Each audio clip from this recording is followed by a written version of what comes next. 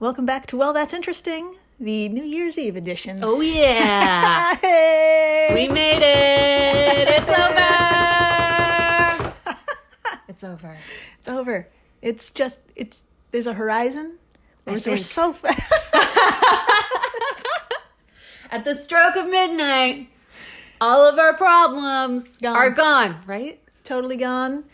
Those problems, they're going to turn into pumpkins. Yeah, they are. We're going to make pumpkin bread. The best pumpkin bread. We've been baking so much. We've been baking so much, and we're going to take that pumpkin bread and go outside. For real. Happy New Year, everybody. Happy New Year, everyone. For Christ's sake. And thank you for just sticking with us for the few months. You know, we're a young podcast, but we're growing, and that's because of you guys, and it's been phenomenal. It's been phenomenal. We watch our numbers go up every day, and y'all are the best. Thank you so much. The absolute best. Thank you for being weird and interesting and amazing, and for the next year, 2021, I don't want to jinx anything. I don't even want to say the numbers, so it's like, but anyway, in this next year, we want to create a new episode per week with your stuff. So continue emailing us at wellthatsinterestingpod@gmail. Send us stuff you think is interesting, stuff you've learned, you've experienced, whatever. And we're just going to throw it right back into your ears. Yeah. Let's spread the love, spread the info. Spread the weird. And also, don't forget to send me your favorite Britney song. I know, guys. Come on. Ask for one thing. I'm just kidding. But do send it. I would love to start a dialogue about Britney or whatever you want to talk about. Yeah. Yeah. Send it in, and let's keep the community growing. Why not? Let's do it. Yeah. Because we are now up to episode 020. 020.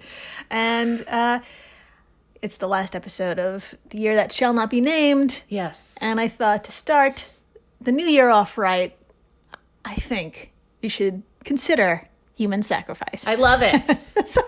Let's do it. Let's sacrifice this year and humans, I guess. Today's episode, what if you were thrown into a volcano? I love it. I've thought about this. I love it. I've thought about this one a lot. Personally, I think it's the sexiest way to be sacrificed. But I might change my tune at the end of this episode. There will be a video that I'm going to ask you to describe what happens. No. So that's. Oh no. But yeah, you do have to go to a beautiful remote location most of the time. So, I love that. Which is really nice. I imagine like a skimpy outfit, flowers, maybe some rum. I don't know. Mai Tais? Some Mai Tais. You'll want a few Mai Tais before you. Oh, yeah. Before you jump in. Yeah, I'm pumped. Okay, so before we put on our bikinis, let's talk a little bit about the history of human sacrifices. So there's going to be a lot of reading, but, fuck, man, it's informative and it's fucking interesting. I want to learn it all. People have been doing this shit. So let's see. Let's begin with what is a human sacrifice? Of course, it's the offering of a human life or many lives to a deity in some ritual. Love it. Encyclopedia Britannica. Yes, it's still around. Throwback. It's still around in digital form. States, quote, "The occurrence of human sacrifice can usually be related to the recognition of human blood as the sacred life force. Bloodless forms of killing, however, such as strangulation and drowning, have been used in some cultures. The killing of a human being has often been part of an attempt to commune with a god and to participate in divine life. Human life, as the most valuable material for sacrifice, has also been offered in an attempt at expiation," end quote. And I had no fucking clue what expiation meant. Same. Same. You just stared at me with wide eyes. I'm like, don't worry. It was one of those things where I was like, is this a word everyone knows? No. And I just have to play along at this dinner party and pretend. Fucking Britannica was Britannicking, and it just threw out expiation. Expiation. So I looked it up. It's offering a human life as a way to make amends or like a reparation for guilt or wrongdoing. All right. So I'm going to I'm going to pause us Okay. here. Okay. Yeah, let's do it. Okay, all right. So, based on what we just learned about expiation. Okay, let's say you're a person, right? Okay. Okay. I think I could do that. Okay. Okay, cool. So, all right. So, let's say you murder someone. Okay. Right? I could do that. Sorry. So just visualize it. Okay. And then now let's say you feel like bad, right? Okay. Okay. So you feel bad. You feel like bad. Okay. And so to fix this, you're going to do a human sacrifice to make amends, right? Expiation. That's a math. Yeah. Yeah. So basically to solve one murder, you solve it with another murder. Am I getting that right? I think that's, if the person you killed was like an important person or like a buddy of God, of your God. Right. Buddy. Buddy. Like, so like Dave. Dave. Fucking Dave. That kiss ass fuck. So if you kill Dave and that deity gets pissed, you might have to kill somebody else. Got it. Yeah. It's very complicated. Very complicated. Very ancient. Yes. So, in sum, I guess you could say if you needed a good harvest, or you wanted to stop a natural disaster caused by a slighted angry god. Or solve the Dave problem.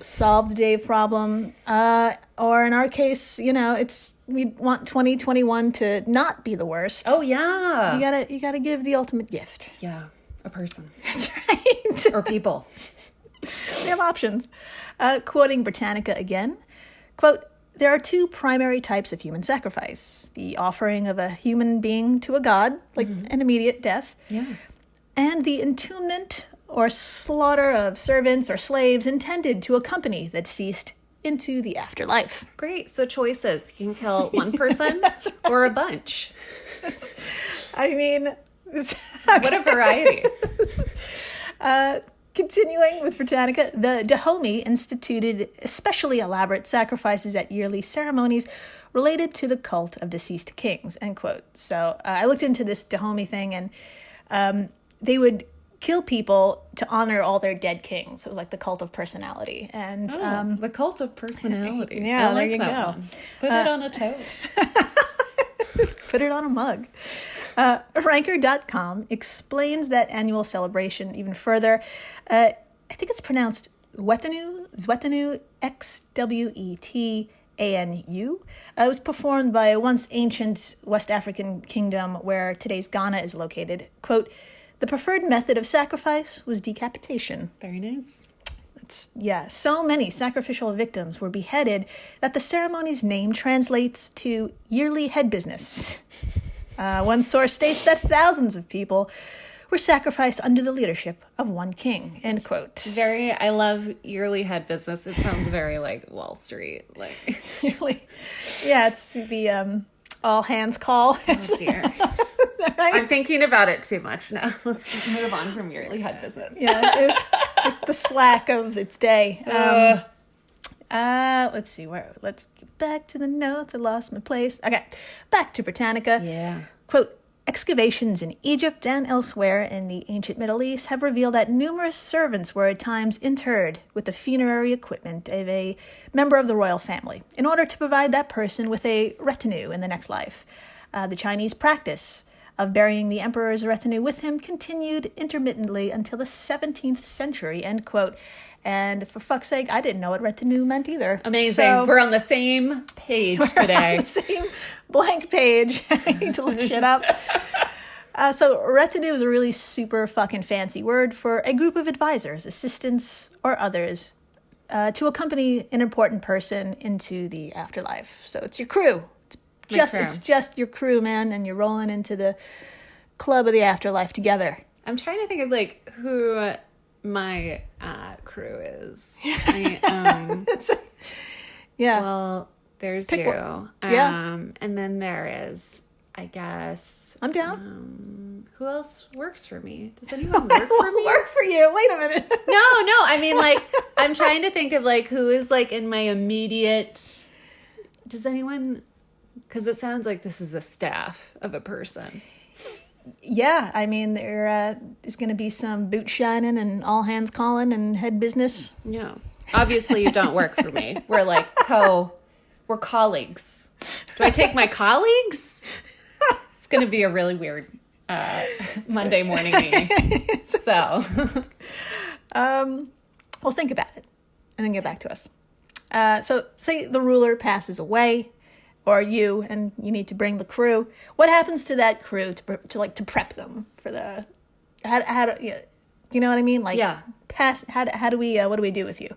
In ancient Egypt, during the first dynasty, anyone the pharaoh deemed needed was sealed into the tomb alive. So it's very straightforward. Okay. Straightforward. Now I don't want to take the crew with me anymore. Other options, let's see. Would you like to read from ranker.com about ancient Mesopotamia and what they did with their crew? I would love to. I would love to. Okay. Quote, like the pharaohs of ancient Egypt, the royals of ancient Mesopotamia were buried with the rest of their household. This included some members of the royal court, such as soldiers, handmaidens, and servants. Human remains found at an archaeological site in Ur, spelled U-R, now Iraq, attest to more than 2,000 people being sacrificed in this way. In an ancient Near Past, experts believe that victims of sacrifices in Mesopotamia were poisoned peacefully before burial, like a little Xanax. There you before go. You jump in there. That was my addition, not the quote. Okay. Recent discoveries suggest a more brutal practice. Analysis of skeletal remains suggests that victims were struck in the head before burial. Some have speculated that targets may have been struck in the head because the poison wasn't enough, thus preventing them from being buried alive.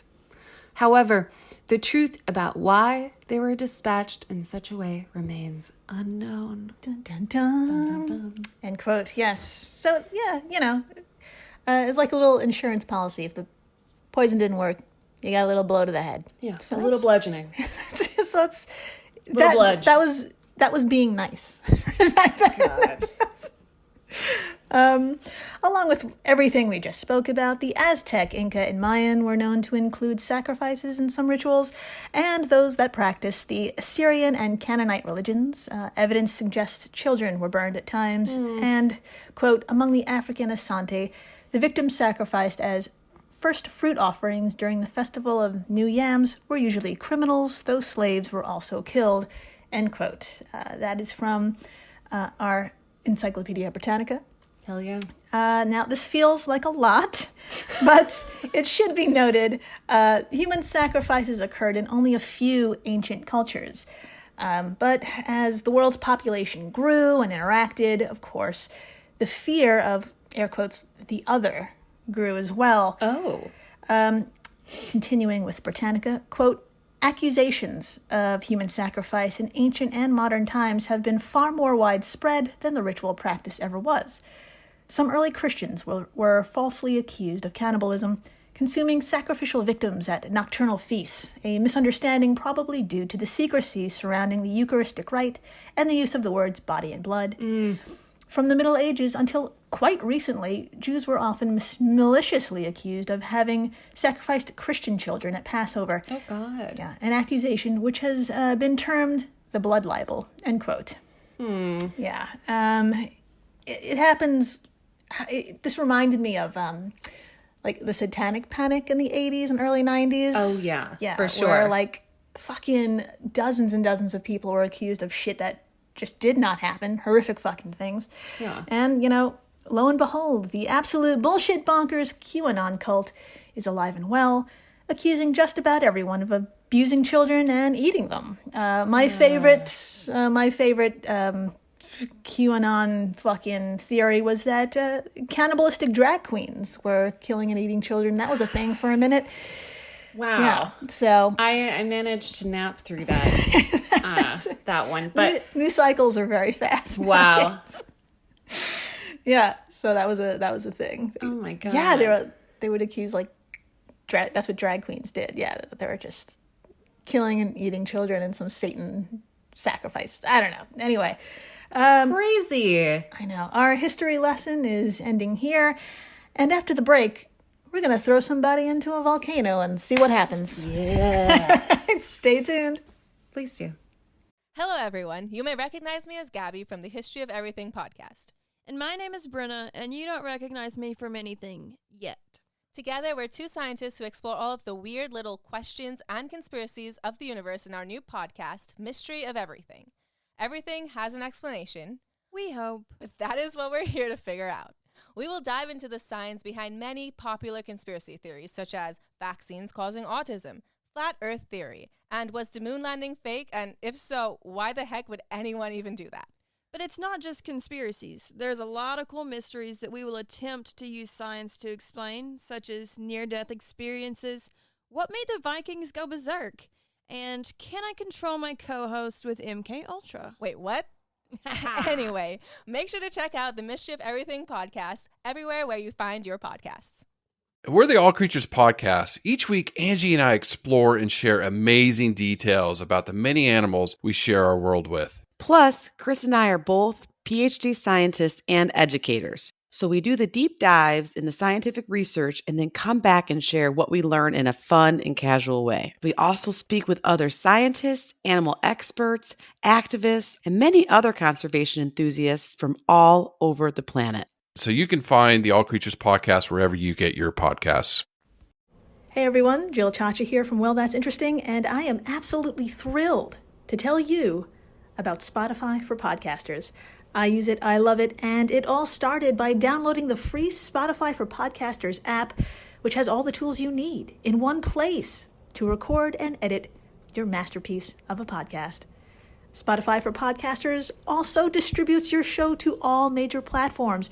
So when you hit publish, your episodes will stream not only on Spotify, but I'm talking about the Apples, the Googles, Stitcher, Good Pods, the other ones. You get the idea. And you can monetize your podcast with no minimum listenership required. You could also set up monthly subscriptions and record ads just like this one.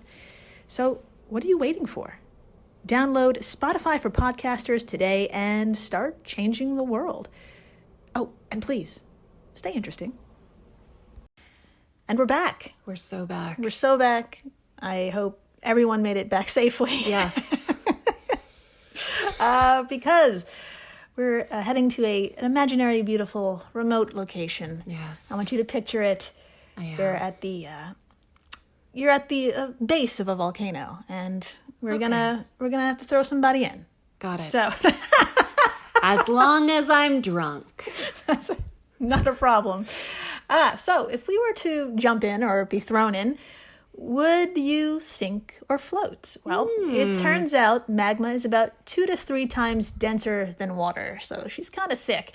There's about 1,500 active volcanoes in the world, so if you picked a modestly tall one, you probably wouldn't even survive the fall. I see. Yeah, so That's good. that's good.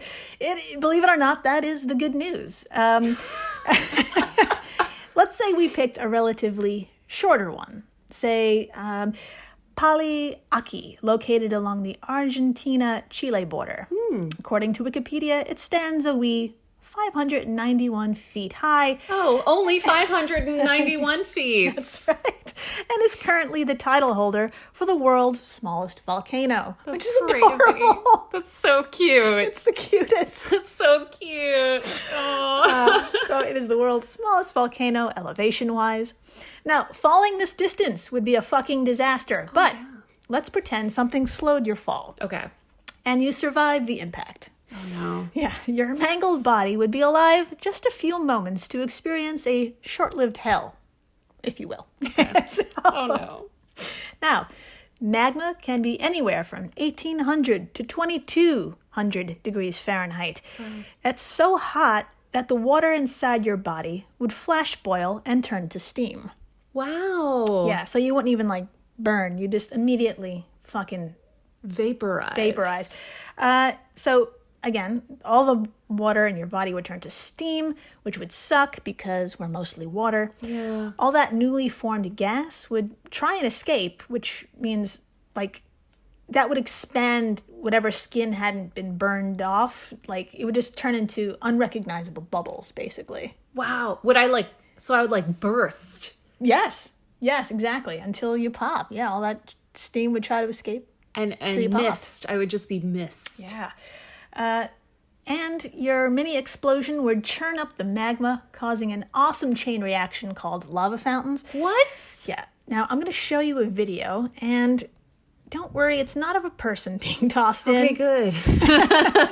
But it is a 65-pound box of trash, and it falls into the opening at the Erta Ale Volcano in Ethiopia. It falls a short distance, only about 260 feet, so that's very survivable. Oh, no. Researcher Richard Roscoe performs the experiment, and as you're watching, can you describe what happens to the box and the magma? I would love to. All right. Okay, all right. It's falling. Whoa! Whoa! Oh my God. Okay, all right. So, it's still happening. All right, so we're looking at this volcano. Basically, wow, okay. This is magical and frightening. Okay, so this box of trash, we threw it into this volcano. We watch it fall. Yeah. It's pretty small. It looks like a speck for us. Yeah. In terms of the view, the screen, it's a speck. So it falls, and then as soon as it hits the lava, which is churning and churning, the place where it hits the lava, it just bursts. Yeah. Huge fiery burst. Mm-hmm. And then it keeps bursting and getting bigger and just geysering. Yeah. Just lava and flames. Way bigger than what the actual trash was. I don't even know what happened to the trash, but it made that lava either really happy or really upset. it's hard to tell, but it's hard to tell. Yeah. I mean, now you can imagine that trash probably isn't, mostly water like our bodies, but so that it immediately steam flashed. Yeah. And steam flash. And just it created a chain reaction with the lava, and it creates these huge fucking lava fountains. It's like our own fireworks, if you will. It's pretty amazing. It's gorgeous to watch, actually. Yeah. So Google it, Richard Roscoe, and the Erta Ale Volcano in Ethiopia. It's a short video. It's less than a minute. Go check it out. And imagine, I guess don't imagine it first. It would be falling into it. Oh man, it would be pretty imagine brutal. 2020. Yes, we threw 2020. We threw 2020 into the volcano, which is a box of trash. Imagine. I love this. Okay, I'm gonna rewatch this many times and just imagine the pain and the horror of 2020 or 2020. Yeah, on its damn face, exploding as it impacts, hits that magma, and just incinerates. Amazing. And that's it, folks. Thank you, Jill. That was amazing. It's been amazing for many reasons. Happy New Year. Happy New Year. See you on the other side, everybody. Hell yeah. And stay interesting. Please do.